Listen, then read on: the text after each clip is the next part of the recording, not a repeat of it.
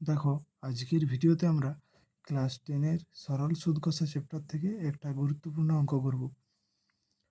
দেখো কি দেওয়া আছে, দেখা যাক। বার্ষিক 5% সরল সুদের হারে কত টাকার মাসিক সুদ 1 টাকা হবে? অর্থাৎ আমাদের মূলধন অর্থাৎ আসলটি নির্ণয় করতে হবে।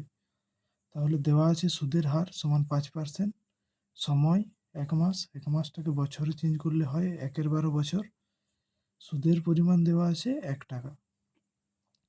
তাহলে আমরা জানি সুদ সমান আসল ইন্টু সময় ইন্টু সুদের হার। এখন এই সম্পর্কটা থেকে আমরা আসল নির্ণয় করতে পারবো। তাহলে আসল সমান কি পাবো? সুদ ডিভাইড বাই সময় ইন্টু সুদের হার। দেখো এরপর দেখো, সুদ দেওয়া আছে 1 টাকা, সময় দেওয়া আছে 1/12 বছর এবং সুদের হার দেওয়া আছে 5%। আমরা মানগুলো বসালাম।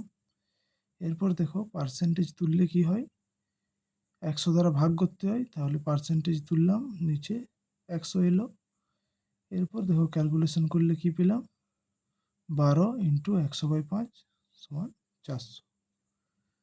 তাহলে আসল বা মূলধন সমান কত পেলাম? 400 টাকা।